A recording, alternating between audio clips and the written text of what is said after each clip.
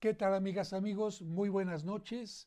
Me da mucho gusto estar en contacto con ustedes en esta transmisión en vivo y me da mucho gusto ver que en este momento están ya 1,482 personas unidas a esta charla. No le voy a llamar una conferencia porque será una charla más cercana a cada uno de ustedes para que utilicemos elementos no tan técnicos, sino sobre todo elementos muy sencillos sobre lo que es la tanatología. Muchísimas gracias de verdad a todos por estar en este momento, en esta transmisión. Vamos a comenzar en primer lugar hablando de lo que es la tanatología. Es una palabra griega que está formada por la palabra thanatos y la palabra logos. Concretamente, la palabra thanatos en griego significa muerte y logos significa tratado.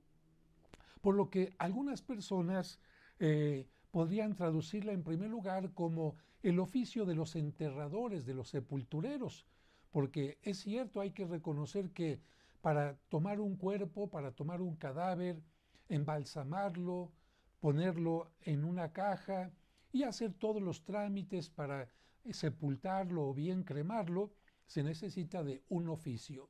Sin embargo, esto no es lo que estudia la tanatología, sino que la tanatología estudia, vamos a decir, aquello que significa una muerte en nuestra vida. Y una muerte en nuestra vida significa que de repente una etapa que estábamos viviendo se terminó y empieza otra etapa. Por lo tanto, hay que morir a una etapa anterior para iniciar una etapa moderna, y esto evidentemente significa muchos cambios. Como por ejemplo, el que deja de ser niño, bueno, la pobre mamá se pone a sufrir porque los pantalones le quedan pequeñitos, los suéteres ya le quedan también pequeños, el muchacho empieza a sentirse mal porque se le salen algunos gallos, se empieza a sentir nervioso por el bigote y muchas otras cosas más. Evidentemente, estos cambios pueden llegar a ser muy molestos. Y tenemos que decir que la tanatología, ¿cómo surgió? ¿Y por qué nos va a ayudar mucho? Miren, todos lamentablemente conocemos a alguna persona que haya llegado a una etapa final en su vida, sea por la vejez o sea lamentablemente por una enfermedad que ya no tuvo curación. Y tratamos de acompañar a esos enfermos para que los últimos momentos en esta tierra no sean dolorosos. Y precisamente la tanatología comenzó así, como un grupo de voluntarios, un grupo de personas que trataron de acompañar a algunos enfermos en los hospitales y comenzaron a hacer algunos escritos de qué es lo que veían en estos enfermos, cómo enfrentaban la enfermedad, la agonía y la muerte. Y haciendo estos escritos se dieron cuenta que tanto un enfermo creyente como un ateo, como un cristiano, un musulmán, un judío, de distintas edades, hombres o mujeres, curiosamente pasaban por las mismas etapas. Y entonces ustedes saben que lo que es comprobable se convierte en ciencia, y entonces la tanatología empieza a convertirse en una ciencia que ayuda a entender qué es lo que le pasa a una persona que va a morir. Pero después descubrieron, cuando habían muerto estas personas, que sus familiares, la esposa, el hijo, el amigo, el compañero que tanto quería a aquella persona que había fallecido, curiosamente también experimentaba las mismas etapas que la persona que había fallecido. Y entonces descubrieron que no solamente quien moría pasaba por estas etapas, sino también los deudos, los que habían perdido a un ser querido, curiosamente pasaban por estas etapas. Después, ya uniendo estas experiencias con las experiencias de otros psicólogos, se dieron cuenta que también quien había tenido un rompimiento sentimental, es decir, había roto con el novio, con la novia, o bien quien había tenido una separación, quien había tenido un divorcio, quien había tenido una infidelidad, también pasaban por las mismas etapas. Entonces ya no se refería únicamente esto a la muerte física, sino a lo que produce una muerte, como te he dicho, de una relación, de un trabajo o de muchas otras cosas más. Porque también las mismas etapas las vivía una madre de familia que de repente tiene que vivir el síndrome del nido vacío. ¿Qué es el síndrome del nido vacío? Cuando los hijos se casan o se independizan o se van a estudiar al extranjero y aquella mamá, aquel papá que vivió mucho tiempo, años, con el hijo, con la hija en la casa, de repente tiene que vivir una realidad totalmente distinta.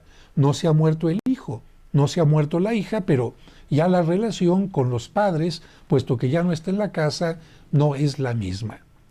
Y por supuesto también aquellas personas a las que se les encuentra una enfermedad grave, importante, como la diabetes o el cáncer o el SIDA, evidentemente que se dieron cuenta que su vida ya no podía ser la misma que antes. Ya no puedo tomar azúcar o ya tengo que tener determinado tratamiento. Cambió todo, quedó atrás una etapa para iniciar otra. Y con todas estas experiencias, lo que decidieron fue, vamos a apoyar no solamente a los que van a morir, no solamente a los deudos, no solamente a quienes se divorciaron, no solamente al niño que perdió una mascota, no solamente a la persona que se quedó sin trabajo, no solamente a la persona que sufrió una infidelidad, sino a todas las personas que sufren alguna pérdida. Y en ese sentido, la tanatología nos ayuda a todos. ¿Por qué? Porque tarde o temprano vamos a tener que sufrir una pérdida. ¿Y por qué lo digo? Pues porque la vida es tan cambiante. Dime qué cosa es estable, qué cosa dura para siempre. Ya lo decía un filósofo, que aunque uno se acercara al río y quisiera lavarse las manos con las aguas del río, con las mismas aguas, no podría, porque esas aguas nunca volverían a pasar. En la vida todo es pasajero y por lo tanto hay que aprender la ayuda que nos da la tanatología para que si en este momento estamos sufriendo una pérdida, la apliquemos, y si en algún momento más adelante la vamos a tener que sufrir, también sepamos cómo aplicarla. ¿A qué nos lleva una pérdida? A lo que se conoce como un duelo. Duelo es el periodo que comienza con una pérdida y termina cuando la persona se puede reincorporar en una forma, vamos a decir, normal, con entusiasmo, con fuerza, con energía, a sus actividades, a la vida que estaba teniendo antes. Es cierto, habrá un cambio importante, pero el duelo termina cuando la persona puede vivir sin aquella pérdida, sin aquello que perdió, de la mejor manera. La tanatología nos habla de algunas etapas que se sufren cuando se tiene el duelo. Y digo, se sufren porque son molestas, no son etapas agradables, nos trastocan nuestra vida cotidiana. Y estas etapas que puedes encontrar generalmente en cualquier libro de tanatología o con cualquier tanatólogo que te pueda ofrecer alguna ayuda, son la negación, la ira, la negociación, la depresión y la aceptación. Sin embargo, aunque estas son las etapas que la mayoría de los tanatólogos observa, yo he visto otras etapas más y por eso quiero irlas desglosando poco a poquito en este curso que vamos a tener y que precisamente para profundizar y acompañarte va a durar varios martes. ¿Por qué nos afectan las pérdidas? Mira, porque en primer lugar nosotros estamos gozando de la vida porque hemos podido conseguir una casa, porque hemos podido conseguir una carrera, porque hemos podido conseguir quizás el sueldo del trabajo, porque a través de mucho esfuerzo hemos logrado tener una pareja estable, porque tenemos amigos estables, porque la salud también la hemos tratado de conservar de alguna manera, y esto nos alegra la vida.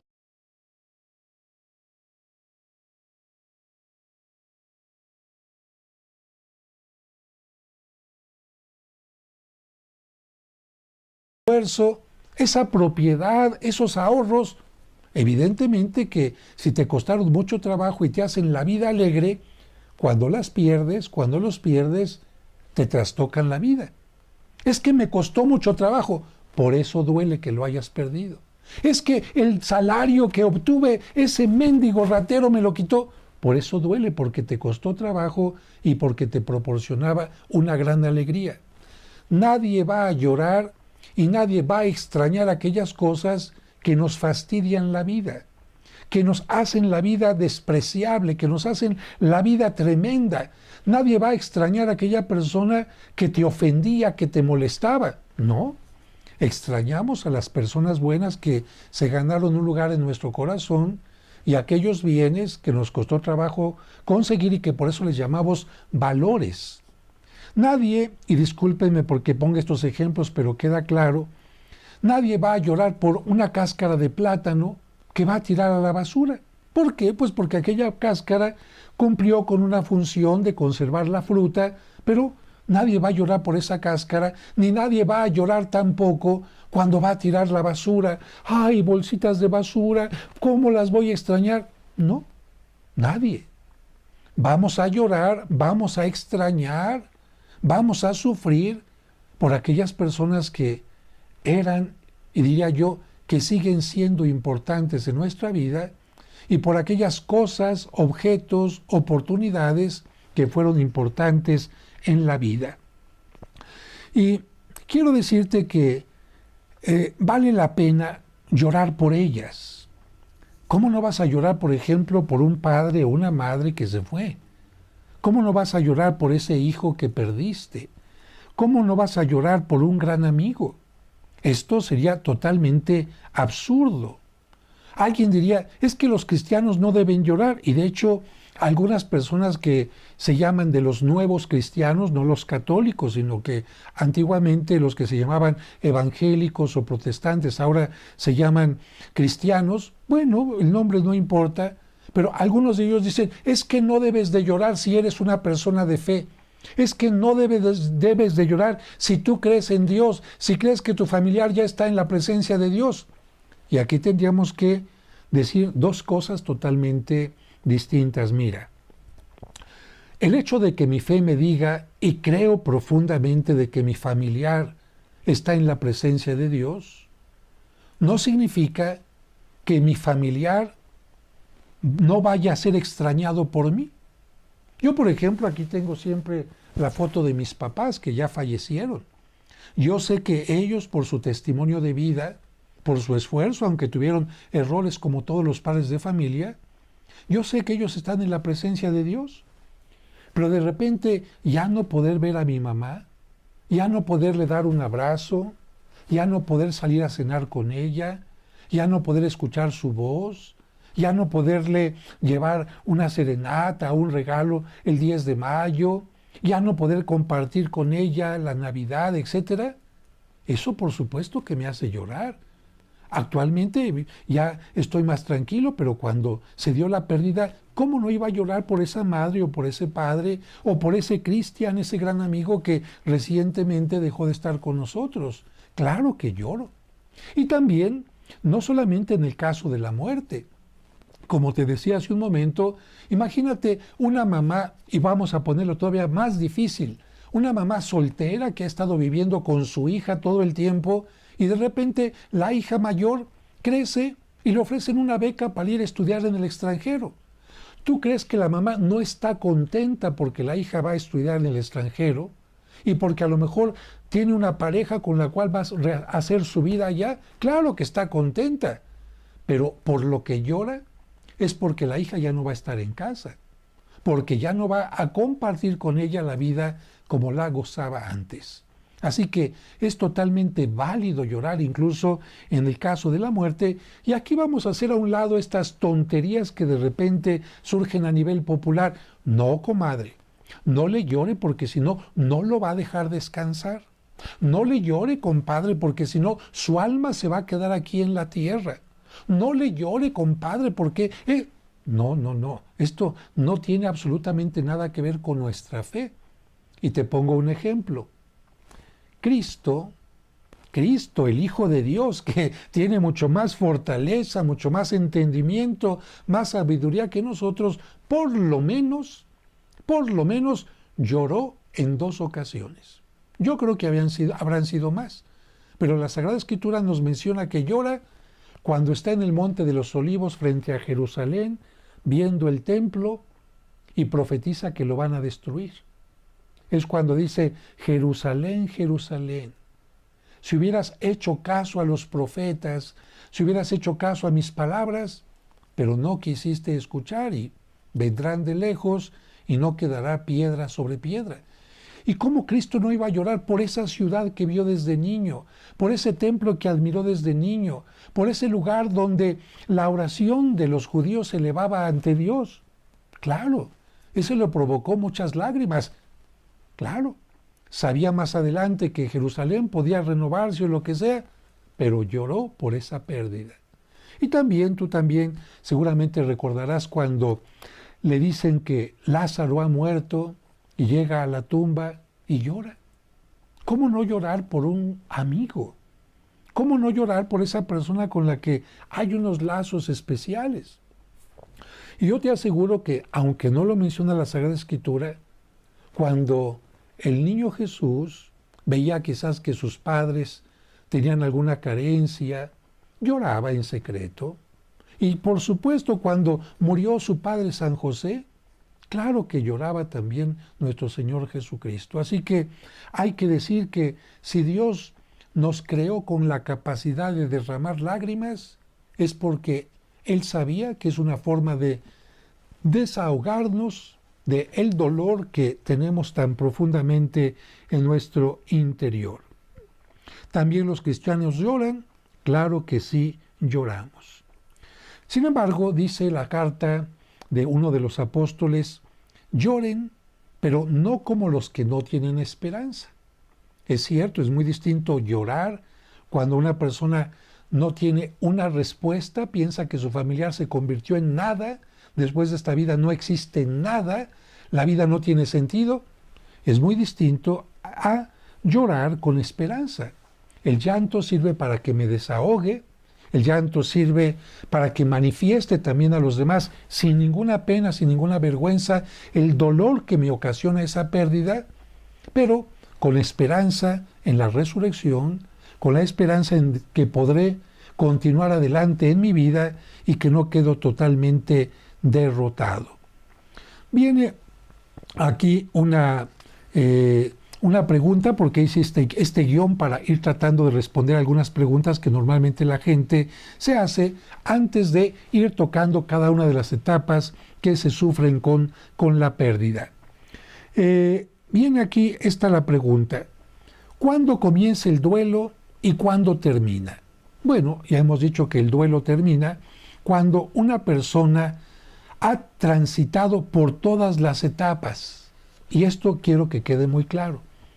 Porque hay algunas personas que lamentablemente sufrieron una pérdida hace 1 año, 2 años, 3, a lo mejor hasta 5, y más adelante les voy a poner algunos ejemplos, y creen que ya superaron el duelo. No, no porque haya pasado el tiempo se supera el duelo.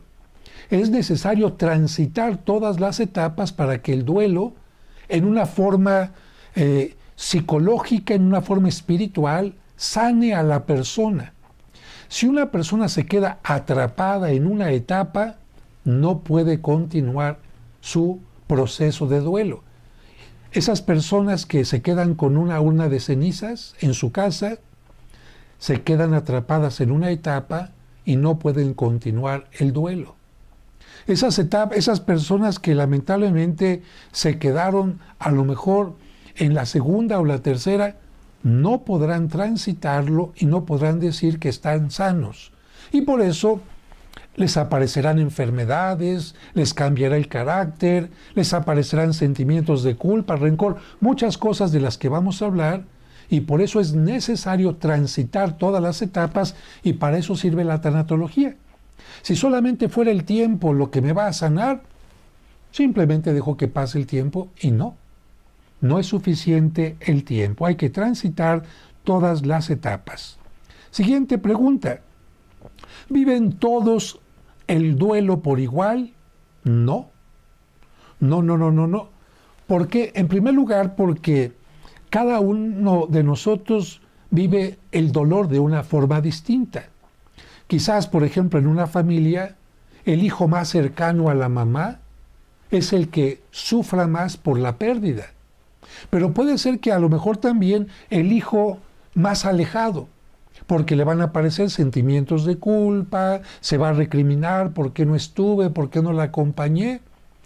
Puede ser que una persona viva menos fuerte el duelo porque se la pasa trabajando.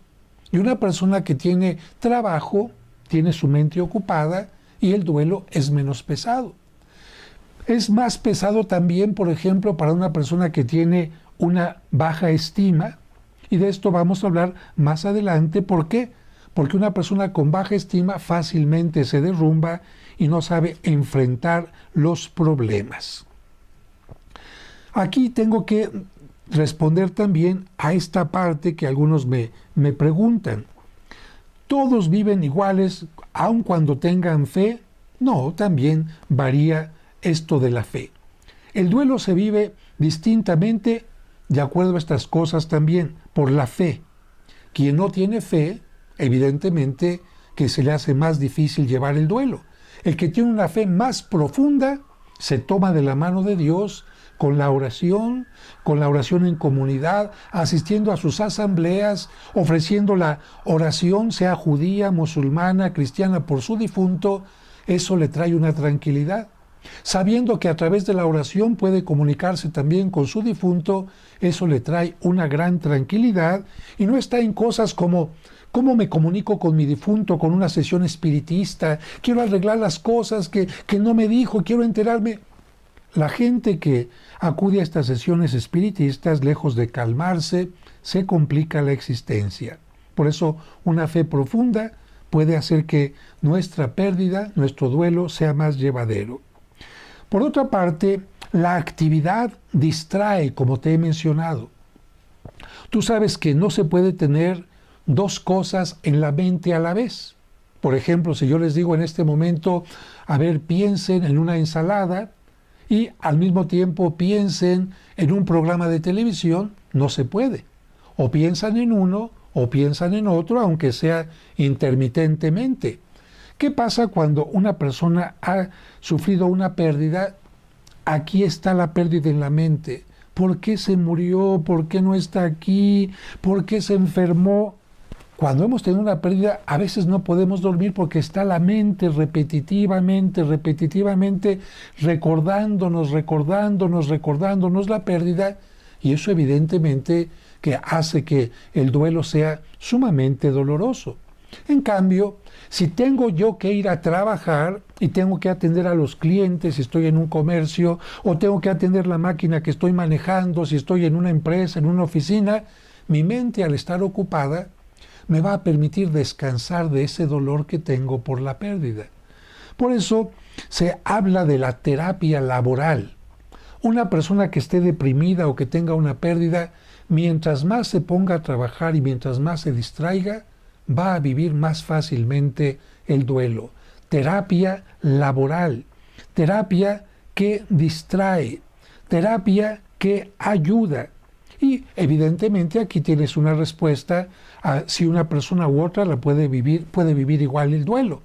Imagínate una viuda que tiene baja estima y que todo le dejaba al marido.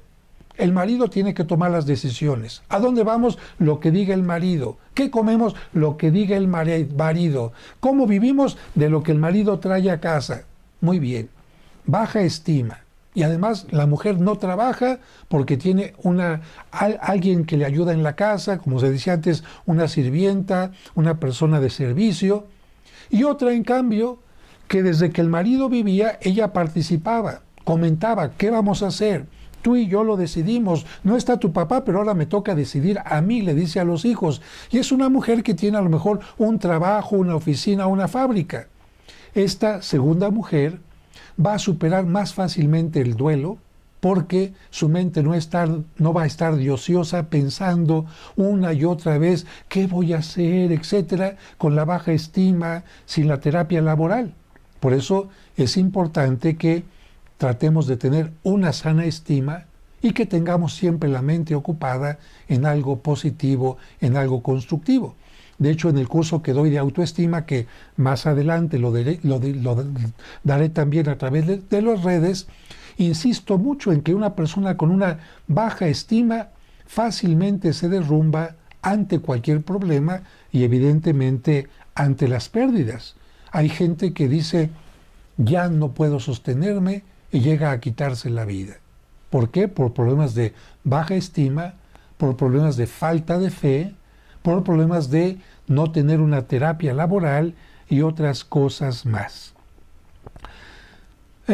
Tenemos que decir también aquí que un primer punto, de acuerdo a esto que te estoy diciendo, ya como una conclusión de cómo puedo ayudar a una persona que ha sufrido una pérdida, ayudemos en forma correcta y no hagamos lo que los deudos pueden hacer.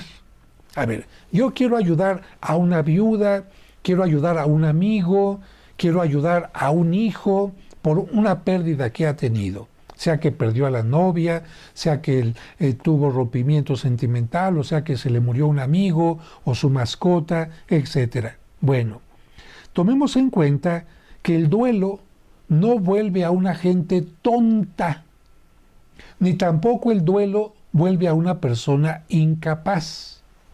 ¿Por qué te digo esto? Mire, concretamente en el caso de las viudas o los viudos, parece que los hijos creen que los papás, evidentemente entiendo que quieren ayudar, evidentemente entiendo que están preocupados por los papás, que no les afecte la depresión, en fin, lo entiendo.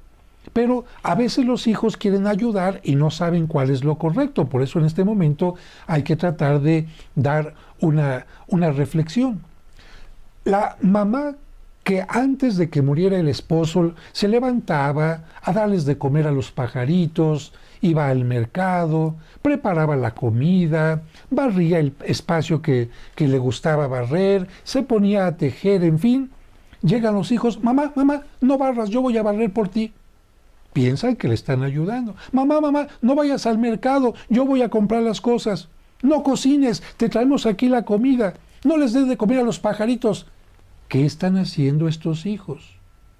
Le están quitando a su mamá, que necesita una terapia laboral, distraerse con sus pajaritos, ir al mercado, entender que la vida continúa. Aunque ya no esté el marido, la vida continúa.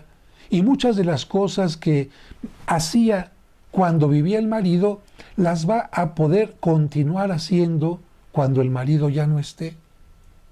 Así que si tú eres de estos hijos o de estos amigos que cuando un familiar ha tenido una pérdida, con toda tu buena intención, con un gran corazón, has querido ayudar, pero les has quitado esta oportunidad de estar ocupando su mente, sentirse útiles, etc., habría que cambiar de actitud, porque la forma es déjalos que sigan haciendo lo mismo, de acuerdo a sus fuerzas, de acuerdo a sus posibilidades, y sobre todo puedes preguntar tú, ¿qué puedo hacer por ti?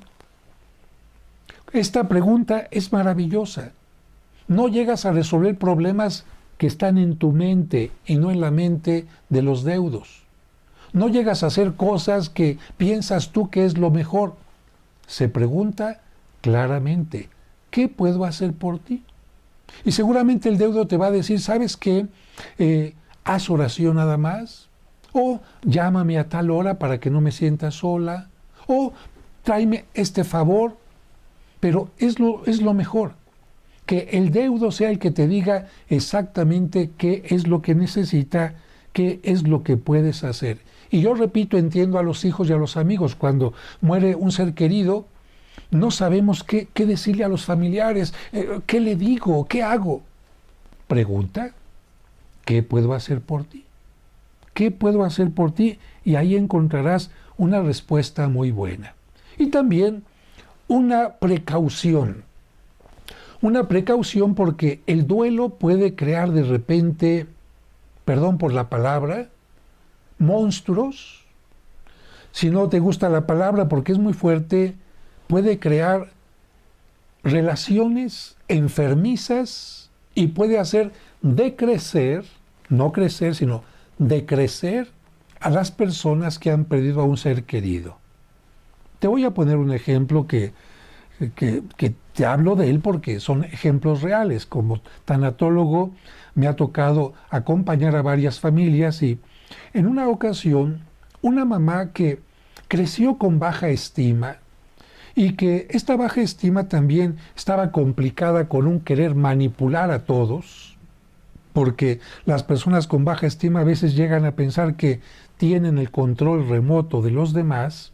Bueno, cuando muere el papá, se aprovecha del duelo. Claro, no lo hace por maldad, no lo hace con este aspecto de, ¡ay, quiero hacerlo! Mucha gente no sabe por qué actúa, no sabe los mecanismos internos que le hacen actuar de esta manera, pero esta mamá empezó a tratar de manipular a los hijos como lo había hecho durante una etapa cuando los hijos eran pequeños. Los hijos afortunadamente crecieron, las cosas se acomodaron, se equilibraron, aunque la mamá quiso ser manipuladora, los hijos ya no lo permitieron, pero viene esta coyuntura. Se queda ella sola y puede empezar entonces a hacer el duelo utilizado como chantaje. ¡Ay, hija, vente a vivir a la casa! No, por favor. Mamá, es que ya estoy casada. Sí, hija, pero es que, mamá, vivimos muy cerca. Mamá, tenemos un teléfono. Mamá, hay una persona que está ayudándote en la casa. No, hija, es que por fuerza quiero que estés conmigo. Cuidado si nosotros caemos en este tipo de situaciones, porque alguien puede utilizar el duelo para hacerse la víctima. Es cierto que toda persona que ha sufrido una pérdida sufre, pero una cosa es sufrir y otra cosa es hacerse la víctima para causar lástimas y para manipular a los demás. Y hay personas que ya pasó 1 año y 2 y 3 y 4 y 5 y siguen haciéndose las víctimas, causando lástimas y manipulando gente. ¿Qué le pasó a esta persona en lugar de crecer con el duelo? Porque el duelo siempre nos ayuda a crecer, a ser mejores personas, a valorar más la vida, a tener mayor claridad en nuestras relaciones. ¿Qué les pasa a algunas personas con el duelo?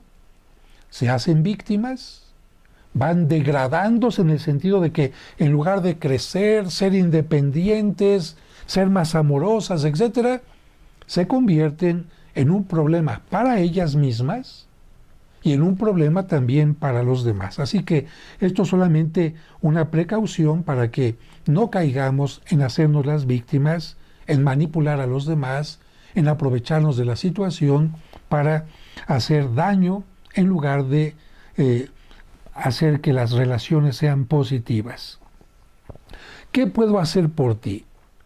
Y algo que seguramente nos dirían quienes han perdido a un ser querido sería: acompáñame después del novenario. Fíjate, ¿por qué te digo esto? A veces los familiares tampoco se atreven a pedir ayuda, sienten un poco de pena. Pero yo te digo esto: cuando acaba de fallecer una persona, todos los amigos, todos los conocidos están generalmente en los rosarios del novenario. Ahí están todos acompañando a los familiares. Muy bien, terminó el novenario. Y ya porque terminó el novenario, los familiares del difunto ya están en paz. ¿Ya pasó el duelo? Claro que no. Más aún, es cuando va a empezar la parte más difícil quizás. Porque cuando han estado recibiendo a las personas para el rosario, preparando el café, agradeciendo las cartas de condolencia, etc., han estado con la mente ocupada.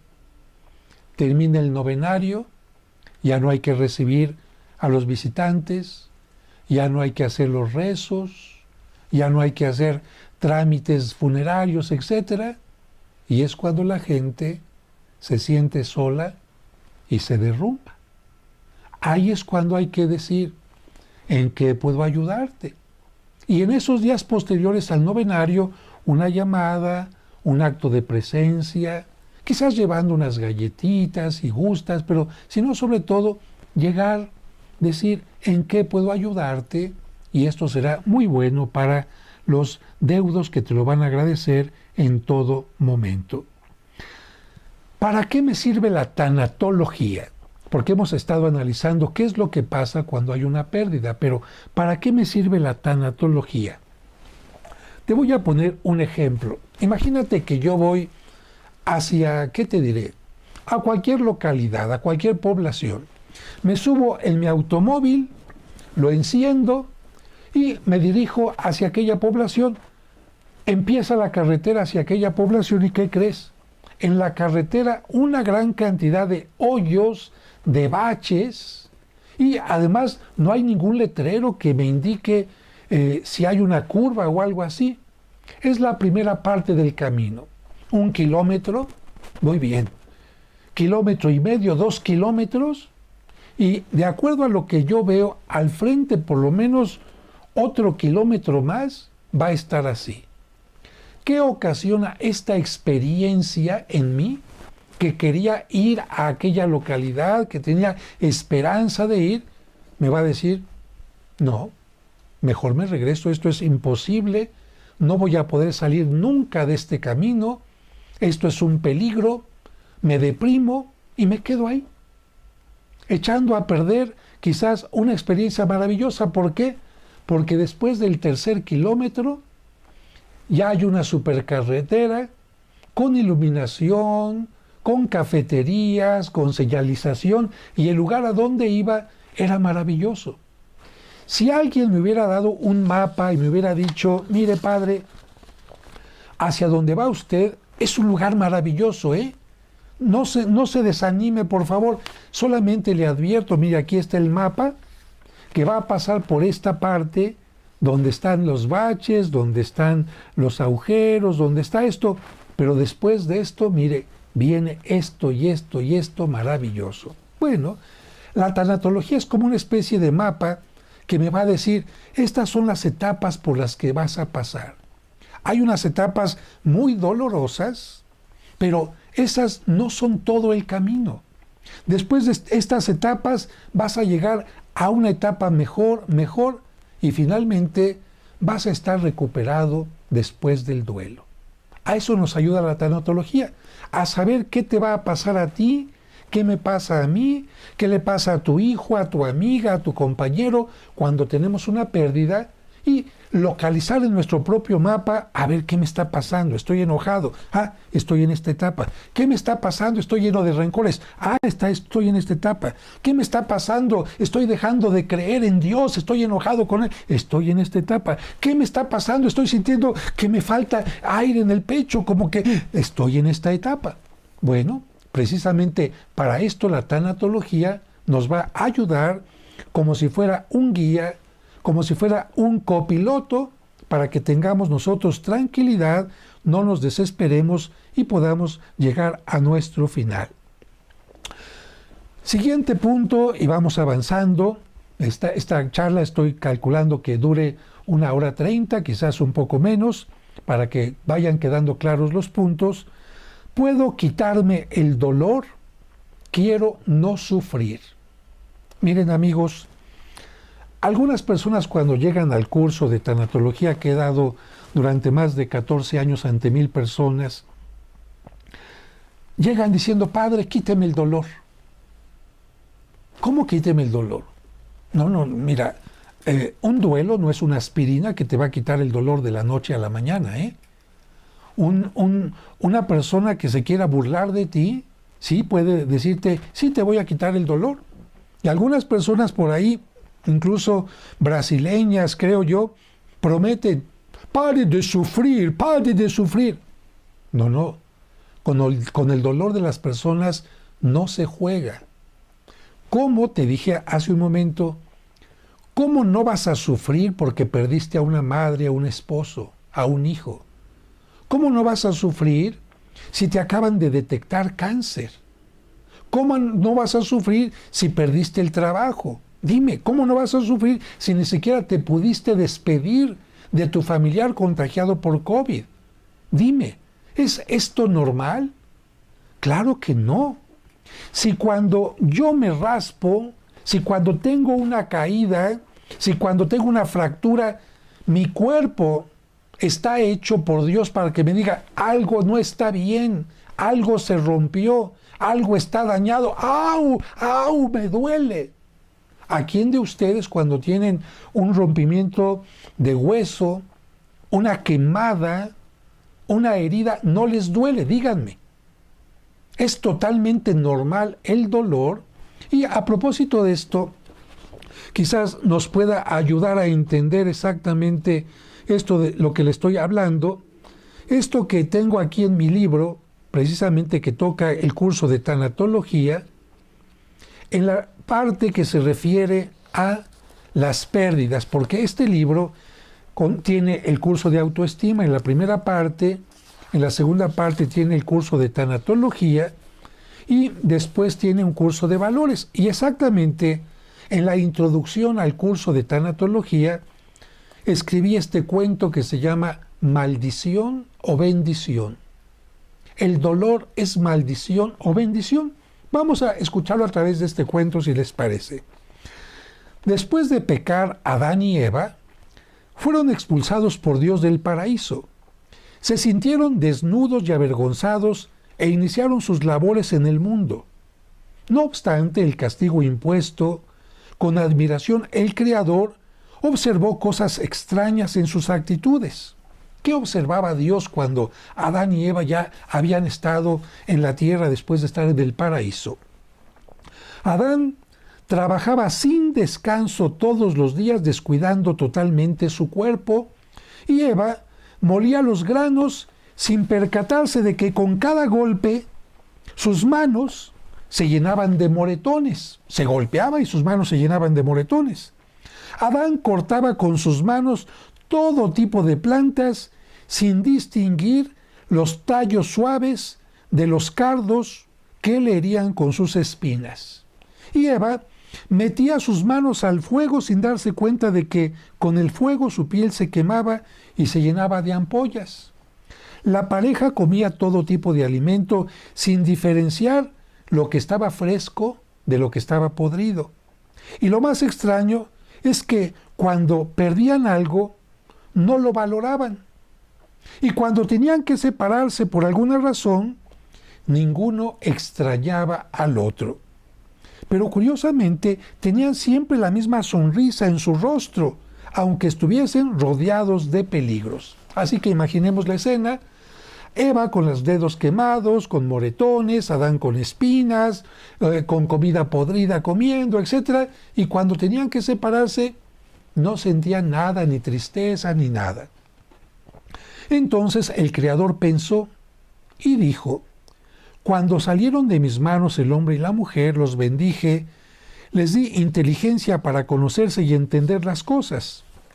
También les di libertad para que tuvieran la posibilidad de elegir y la voluntad para que, con esfuerzo y dominio de sí, consiguieran cuanto desearan.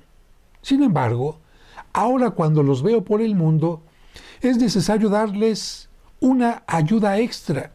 Al principio pensarán, yo lo sé, que se trata de una maldición o de un nuevo castigo, pero con el paso del tiempo comprenderán lo contrario, pues será una bendición que les permitirá conocer el peligro para cuidarse de éste.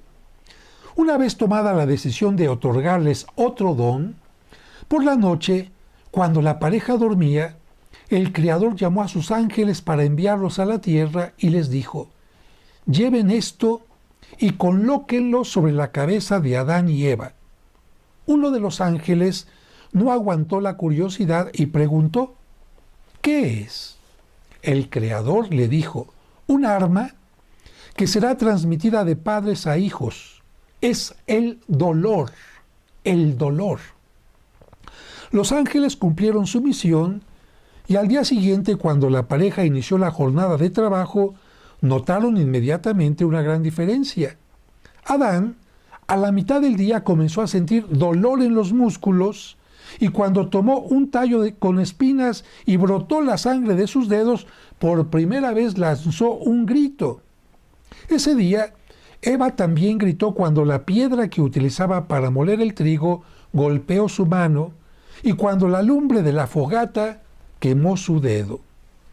Después de la comida, Adán volvió a gemir por causa de un trozo de pescado podrido que le hizo daño y corrió, alejándose de Eva, que cuando vio que Adán se alejaba, sintió algo extraño en el corazón, dolor, y lloró. Desde entonces, Adán y Eva notaron que el dolor les indicaba el peligro. Aprendieron a descansar, a ser cuidadosos en sus labores, con sus alimentos y con todo, a valorar al otro por el dolor que sentían al separarse, además del extraño dolor sentido cada noche al saberse lejos de Dios y del paraíso. Y concluyo aquí con dos frases. El dolor nos protege y nos ayuda a descubrir el valor del bien. De tal manera que cuando alguien me dice, Padre, no quiero llorar por mi madre que murió, no quiero sentir dolor por mi hijo que ya no está, yo le diría, no, tu dolor es un homenaje que le estás haciendo a esa persona a la que tanto sigues amando. No ha muerto una plantita, no ha muerto un simple animalito, ha muerto un familiar, un ser querido con el que tuviste lazos intensos. ¿Y qué pasa si yo te saco, te arranco un trozo de piel? Bueno, te va a causar dolor. Ese familiar era parte de ti. Hasta la Sagrada Escritura, relacionando los lazos entre las personas, dice a Adán y a Eva, ya no son dos, son una sola carne. ¿Cómo si murió tu esposo, que era una sola carne contigo? ¿No vas a sentir dolor? ¿No vas a llorar? ¿No vale la pena? ¿No importaba nada para ti?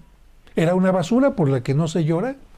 Ya hemos dicho que por la basura, por lo que no vale la pena, no se llora. Pero si te roban un diamante, si te roban todos tus ahorros, si te roban algo que quieres, claro que tienes que llorar. Así que no me pidas que yo quite tu dolor. Es un homenaje y más aún te advierto que el dolor poco a poquito irá desapareciendo, pero siempre va a quedar un rudimento. Como esa herida que te hiciste cuando te caíste en el fútbol o patinando en hielo o en un accidente. Sí, primero estuvo así a flor de piel. Tuvo que pasar un poco de tiempo para que poco a poquito fuera cerrando, poco a poquito la piel fuera apareciendo nuevamente y finalmente, después de un tiempo, quedó una cicatriz. Pero la piel no quedó exactamente igual. Esa cicatriz queda indicando, tuve esa caída, tuve ese momento difícil, y lo mismo sucede en las pérdidas. Va a ir disminuyendo poco a poco el dolor, va a ir disminuyendo poco a poco el sufrimiento, pero va a quedar para siempre una herida que vas a llevar toda tu vida, pero con orgullo, diciendo, ¿cómo no te voy a seguir recordando, papá, mamá, amigo, amiga? Claro. Ahora que ha pasado el tiempo, te recuerdo sin tanto llanto. Pero por supuesto que el extrañarte sigue estando siempre presente en mi vida hasta el momento en que podamos volver a vernos. Vamos al punto siguiente. No caigas en automedicamentos ante tu dolor. No caigas en el alcoholismo o en querer dormir todo el tiempo. Te digo esto ¿por qué? Porque especialmente en nuestro tiempo estamos acostumbrados, me duele la cabeza, tómate esto para que se te quite el dolor. Me duele el músculo, tómate esto para que rápidamente se quite el dolor. Quizás los dolores físicos los podemos quitar más o menos fácilmente, y digo más o menos fácilmente porque la medicina ha avanzado mucho en esto. Pero los dolores espirituales no es fácil quitarlos. Más aún, no existe un dolorómetro. Un dolorómetro. Existe un termómetro para tomar la temperatura, ¿no? Pero dime tú que me estás viendo en este momento, que me estás escuchando, por ejemplo, Daniel Cáliz, Aurora Castellanos, que dice que murió su papá, Ruth Rodríguez, también Luli Hernández, Patricia Ibarra, Beatriz Aguilar, Andrés Sánchez, Laura Romer, Conrada García Verdejo, Verónica López, Tania Cruz, padre esto, padre aquello. Díganme ustedes, ¿cuál es el dolor más grande que puede tener alguien? Alguien perdió a su bebé en el vientre. ¿Duele más que haberlo perdido a un hijo a los 12 años? ¿Duele más que haya muerto de muerte natural o que te lo hayan secuestrado y te lo hayan matado? ¿Duele eso más o duele más que a tu hija la hayan violado y le hayan quitado la vida? ¿O duele más que tu pareja se haya quitado la vida aventándose al metro? ¿O duele más que te hayan dicho a ti que tienes cáncer? ¿O duele más que hayas perdido, no sé? ¿Saben cuál es el dolor más grande? Yo tengo la certeza de cuál es el dolor más grande. ¿Y saben cuál es? El dolor de cada uno de ustedes. El dolor que cada uno de ustedes experimenta, ese es el dolor más grande que se puede tener. De tal manera que yo entiendo que cuando te duele la cabeza, te duele el brazo, vas y buscas un analgésico. Muy bien. Entiende que estos dolores por las pérdidas tan fuertes, tan dolorosas, no se quitan con un analgésico. Quizás te pueda ayudar un té que te ayude a relajarte para que duermas un poquito. Ya he dicho también la terapia laboral. Pero no caigas, por muy grande que sea tu dolor, en automedicarte tomando cosas que te mantengan atarantado o dormido. Eso es parte de la primera etapa que vamos a ver en un momento, que es la negación. No por estar dormido significa que, no por estar dormido significa que la pérdida va a desaparecer. Como los niños chiquitos. Yo me acuerdo que tenía un sobrinito que cuando le decían, escóndete, ¿saben lo que hacía este pequeñito? Cerraba los ojos. Yo creo que él pensaba que al no ver a nadie, ya nadie lo veía a él. Y esto a veces pensamos, que al emborracharme, la pérdida ya me voy a olvidar de ella. No, vas a estar sobrio otra vez y la pérdida la vas a volver a tener aquí. ¡Me drogo! No, vas a volver a estar sobrio y la pérdida va a seguir aquí. Lo que sí va a cambiar es que te vas a poder volver alcohólico, te vas a poder volver drogadicto o vas a poderte volver alguien dependiente a los medicamentos. Así que no caer en automedicación, en el alcoholismo, ni tampoco en querer dormir demasiado tiempo. Vamos ahora sí ya a la primera etapa del duelo. Y bueno, aquí algunas personas me preguntan que cómo pueden ayudar en la transmisión. Bueno, mi interés no es el económico, ustedes lo saben, pero si quieren ayudar, en el chat hay un signo de pesos en esta parte de abajo. No sé si todos, como yo no soy experto en esto, no sé si en las computadoras les aparezcan, pero en el teléfono que me están prestando sí aparece aquí. Se le pica, al parecer aquí en este signo de pesos, y ahí tiene la oportunidad de que puedan donar desde 10 pesos en moneda nacional o en otras monedas de otras partes. Aparece evidentemente en la parte de abajo donde dice chatear públicamente, ahí, y ahí ustedes con su tarjeta pueden donar. Pero bueno, eso no es lo más importante para mí, lo más importante es apoyarles. Bien, miren, el dolor es tan fuerte en el ser humano que tenemos un mecanismo psicológico que es maravilloso, es que Dios cuando nos hizo, o los que no sean creyentes, la naturaleza cuando los hizo y nos hizo tan perfectos que incluso nos hizo capaces de soportar algunos dolores que de otra manera no soportaríamos.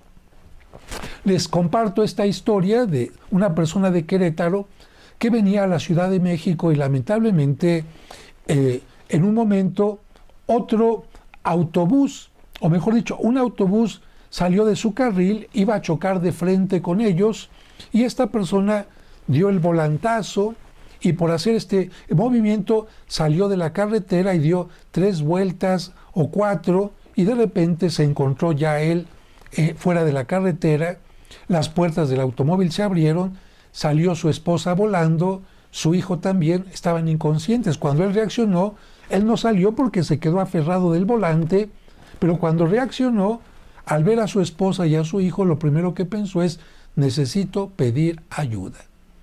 Sintió un dolor enorme, sintió un dolor enorme, pero aún así salió del auto, caminó lo poquito que tuvo que caminar para llegar a la carretera, se detuvo y en el momento en que un auto pasó y se detuvo y dijo, necesito ayuda, en ese momento se desmayó. Bien, fíjense, cuando ya llegó al hospital se dieron cuenta que tenía fracturas muy delicadas. Sin embargo, ¿qué es lo que le hizo poder salir, pedir ayuda? Una capacidad increíble. La necesidad de pedir ayuda, la necesidad de resolver un problema que en ese momento era importantísimo. Muy bien.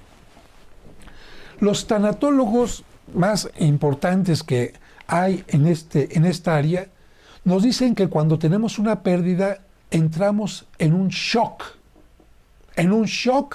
que nos hace enfrentar la realidad y de otra manera no la podríamos enfrentar. Para que la gente entienda, yo le digo que un shock es como una burbuja que nos protege de lo que estamos sufriendo en ese momento y nos hace actuar casi como si fuéramos robots. O yo diría también, para que me entiendas, si no me entiendes bien, ante un problema grave que estás viviendo, una pérdida, haz de cuenta que tu psicología, se aparece aquí tu señora psicología de la mente y te pone paz, una inyección de anestesia. ¿Para qué? Para que no sientas el dolor y puedas resolver el problema que en este momento tienes que resolver. Te pongo un ejemplo. Siempre cuento historias reales porque me ha tocado que las cuente alguien que las ha vivido. Una madre de familia que está en su casa preparando la comida, su hijo le pidió permiso para salir a jugar con la bicicleta, un hijo adolescente, y bueno, ya está en su casa haciendo las cosas y de repente tocan y le dicen, señora, doña Lupita, venga porque acaban de atropellar a su hijo. Bueno, la madre sale corriendo, no puede ser, mi hijo siempre tiene cuidado, él no anda en la calle así nada más, él juega en el parque, no creo, no es mi hijo. Bueno, cuando llegan al lugar y ve que el hijo está debajo del automóvil, tiene que empezar a aceptar la realidad porque ve los tenis, ve el pantalón, ve parte de la playera y es la ropa de su hijo. Se agacha, ella piensa todavía, su mente dice, no, que no sea, no. Fíjate, ya ahí esta mujer se está negando al dolor que se viene presentando. No. Y fíjate cómo surgen estas palabras que te estoy diciendo cuando alguien está viviendo una pérdida. Está muriendo alguien en el hospital. No. Le acaban de decir a alguien tiene cáncer. No es cierto, doctor. No, este expediente no es mío. Fíjate. O bien, alguien le está diciendo a su pareja, creo que nuestra relación ya no funciona, tenemos que terminar. No. ¿Ves? Estamos en la primera etapa, negación con shock. Shock y negación. Pero la negación todavía vamos a esperar un poquito, vamos a quedarnos con el shock. ¿Qué pasa con esta mujer? Se agacha, ve el cuerpo de su hijo, se desploma, llora, aparecen las primeras emociones que no las puede retener.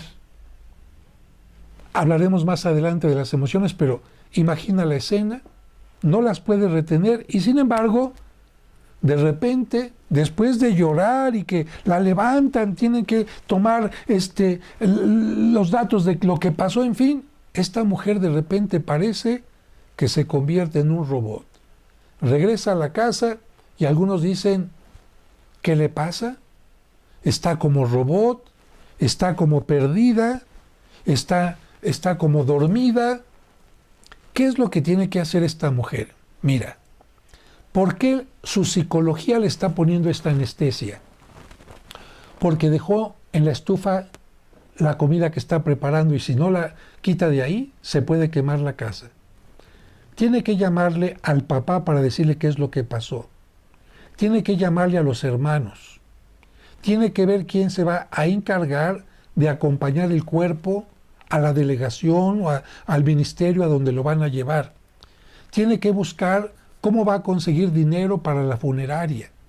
Tiene que ver dónde tiene que poner la denuncia, quién la va a acompañar.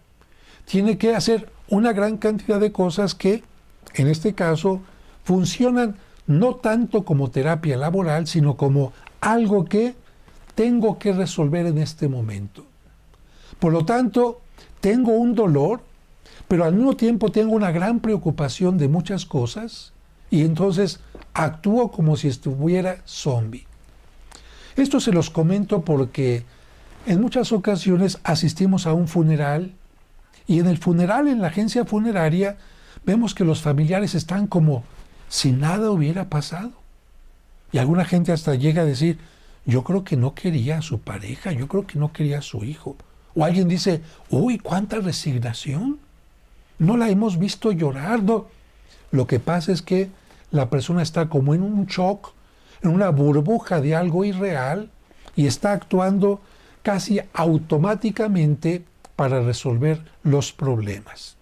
Y esta burbuja, como te mencionaba hace un momento, puede funcionar especialmente durante los primeros 9 días o los primeros días en los que se arregla dónde lo van a sepultar, cómo va a ser la lápida, hay que ir a ver lo del seguro, hay que ir a ver lo del trabajo, quién se va a encargar de sus niños, quién va a hacer esto, una gran cantidad de cosas. Mientras la persona está así, parece que todo está tranquilo en su vida.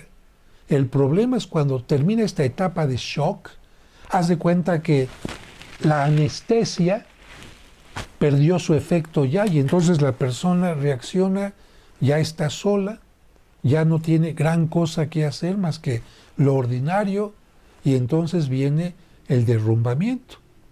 Si una persona continúa mucho tiempo en shock, es necesario acudir con un tanatólogo. Acudir con un tanatólogo para que le ayude a entender la realidad y que esta anestesia emocional para no sufrir vaya desapareciendo. Pero pasamos a la siguiente etapa después del shock. No todo el mundo pasa por el shock, evidentemente, pero los tanatólogos mencionan esta primera etapa que forma parte de la etapa de negación.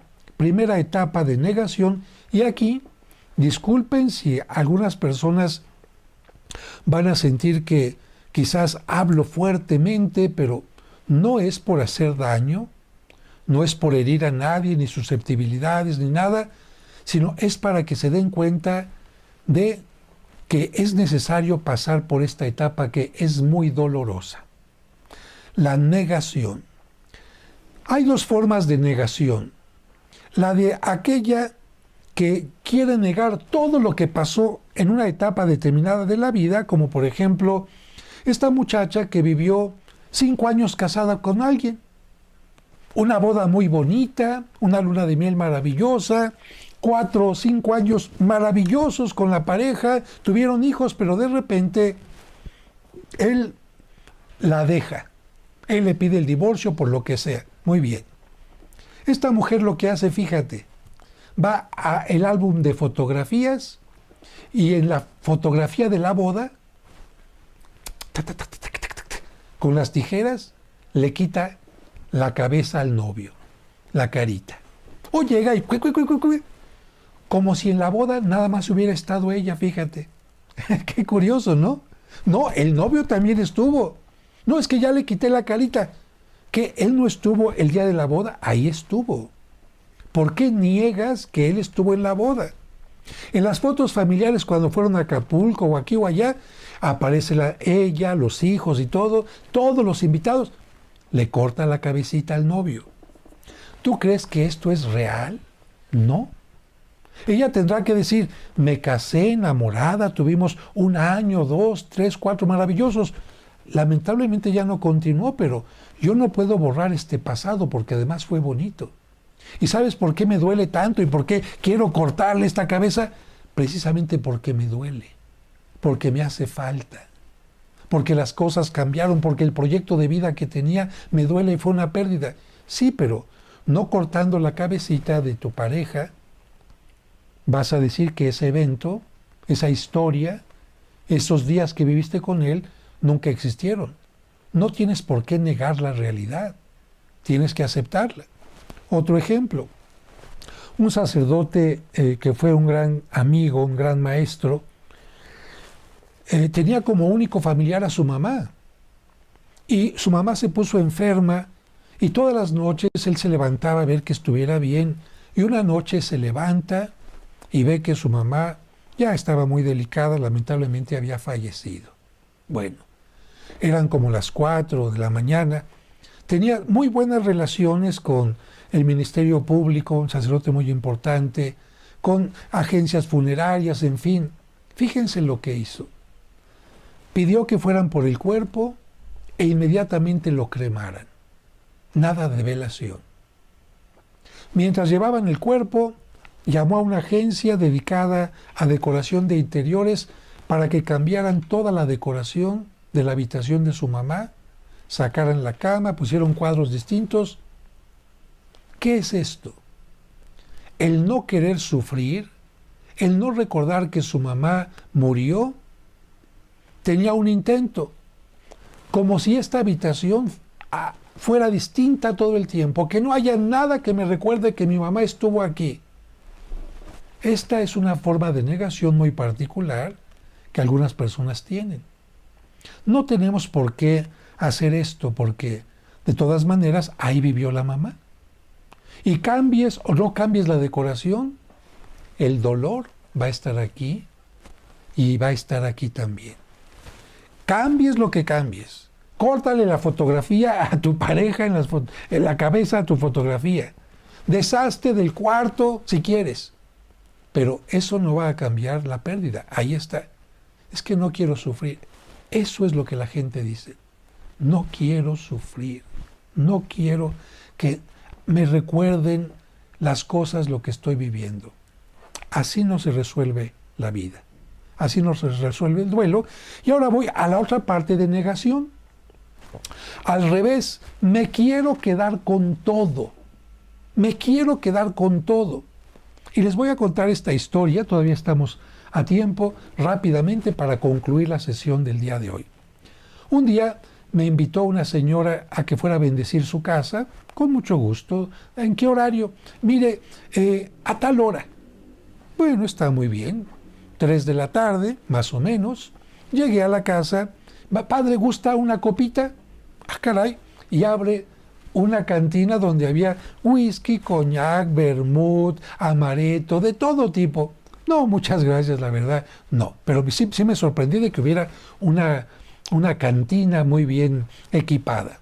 Muy bien, señora, lo normal es que cuando hay una bendición vienen las amigas, los vecinos, algún familiar. ¿Esperamos a alguien? No, solamente yo.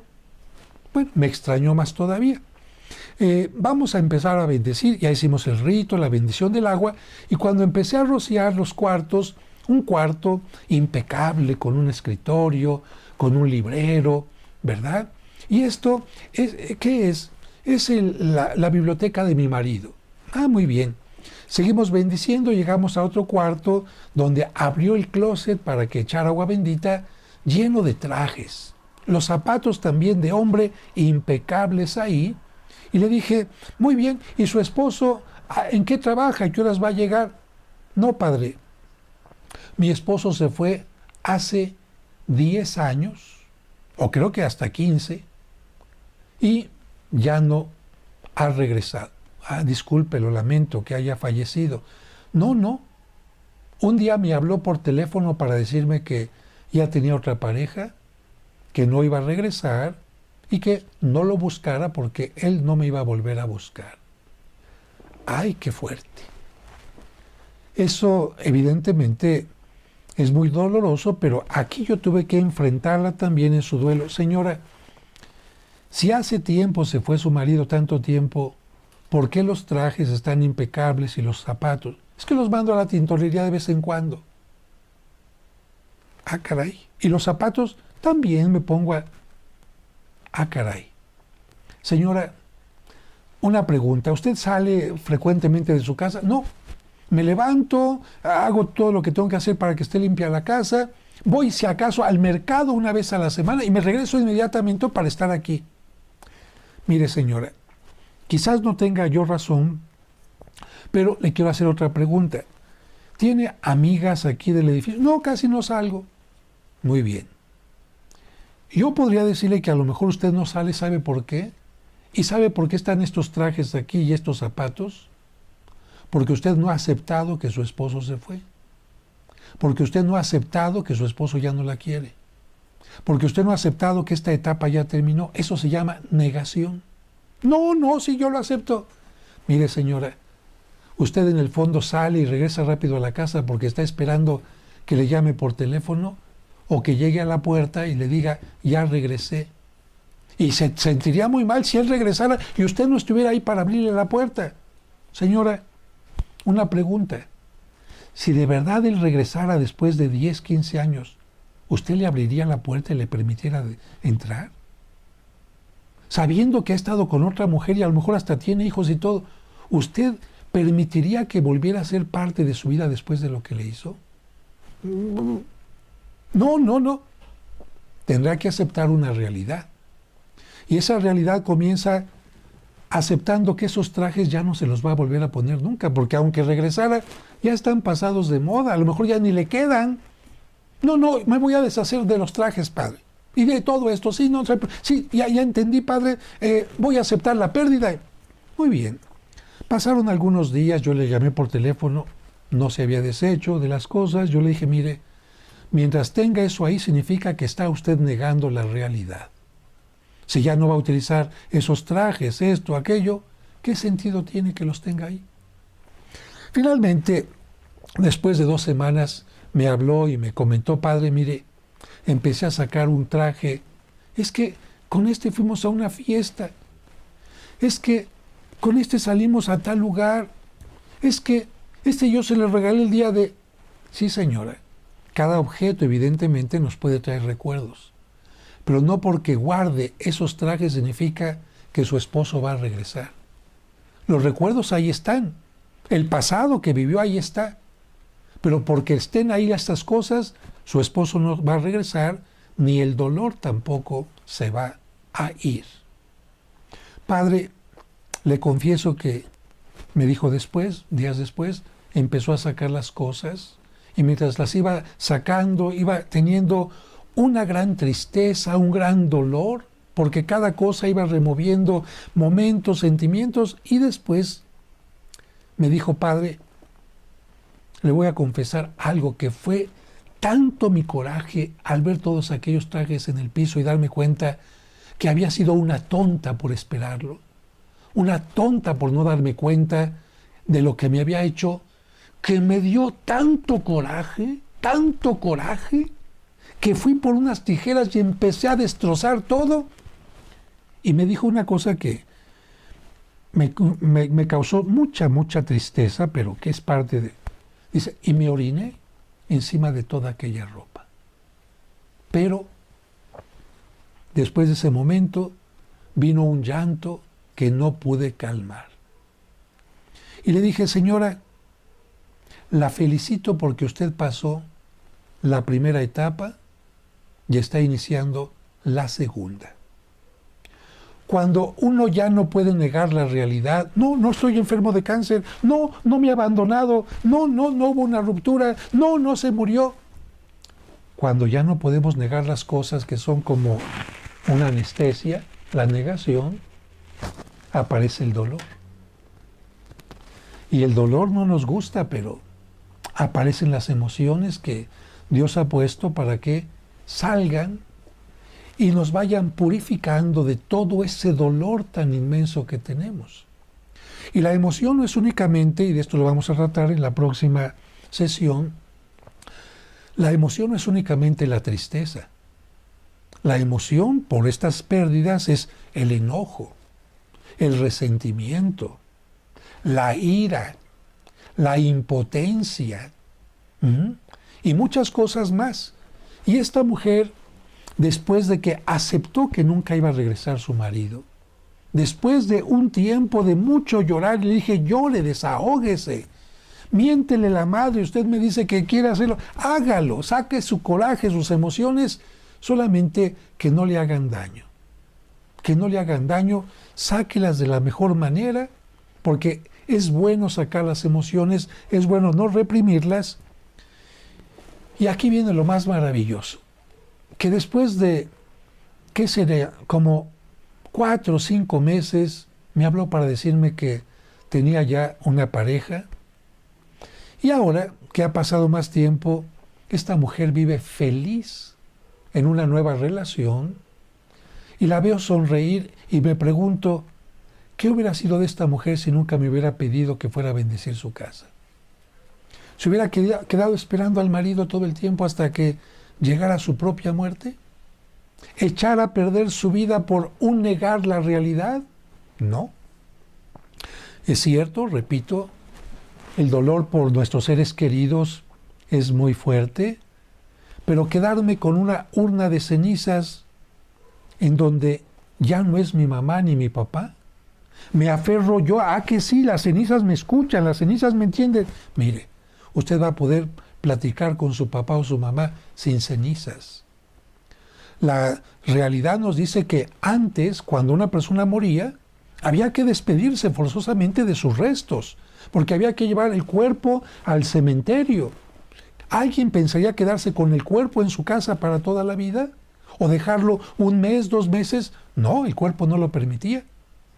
Lamentablemente, cuando se empezó a utilizar la cremación, como las cenizas no se descomponen, como no huelen, como no ocupan un espacio largo, mucha gente dice, me quedo con ellas. No, tu casa no es un cementerio. Y tu familiar, con cenizas o sin cenizas, con sus pertenencias o sus pertenencias, no va a dejar de estar nunca aquí ni aquí. Seguramente tienes miedo de deshacerte de las cenizas, o porque piensas que sin ellas lo vas a olvidar, o piensas que sin ellas tu difunto te va a reclamar, ¿cómo es posible que me hayas abandonado? No, esto no es sano. Si una persona se queda con las cenizas, es como esta mujer que se queda aferrada. Se queda aferrada a una realidad y no podrá pasar a una etapa posterior. Etapa de negación.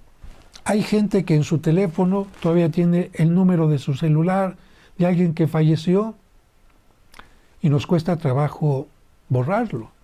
Yo, por ejemplo, para que entiendan que esto también es paulatino, ha pasado menos de 1 mes y apenas voy a borrar el teléfono de Cristian. Me costó mucho trabajo borrar el de mi mamá, pero uno tiene que decir, lo dejo aquí, ¿por qué? Porque me va a hablar por teléfono. Lo dejo aquí porque le voy a poder mandar un mensaje y lo va a leer.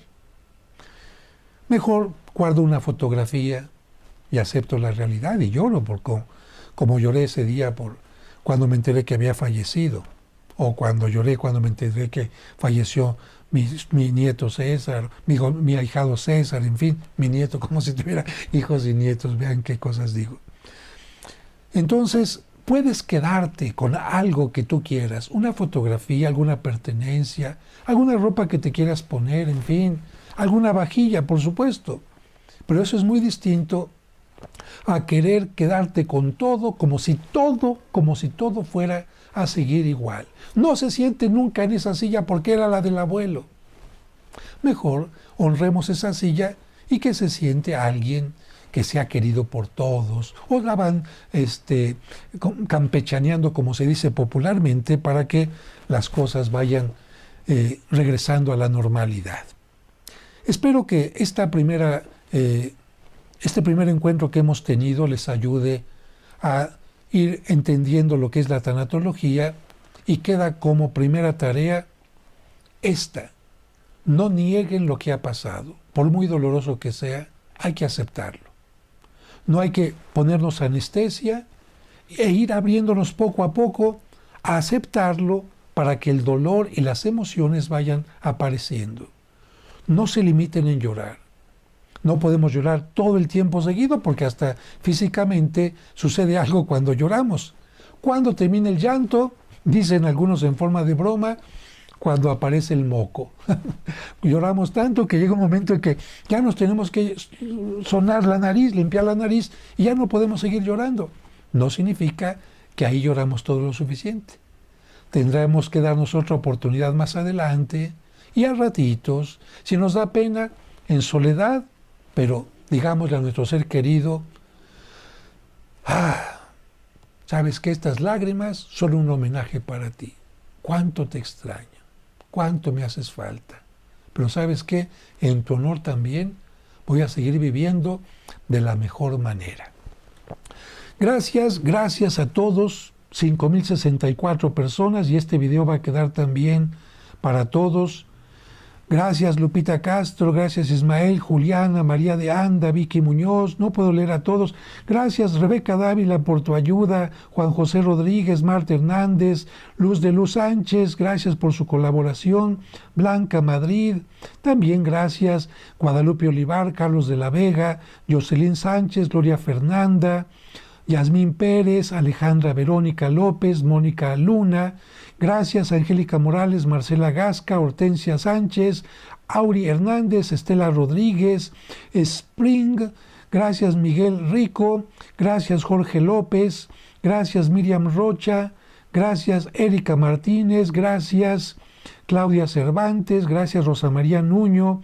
Gracias a todos. Gracias Yael Ramírez. Gracias a todos de verdad. Y los tengo que dejar porque en este momento tengo una entrevista de cada semana en Vanguardia Puebla, que es una estación de radio. Que Dios los bendiga, y me uno a todos ustedes en la oración por todos sus difuntos y por sus pérdidas. El próximo martes, en punto de las 7:30, continuaremos con la segunda etapa, la parte de afloración de emociones, cómo se sacan sanamente y cómo no es conveniente sacarlas. Que Dios los bendiga y que pasen muy buena noche.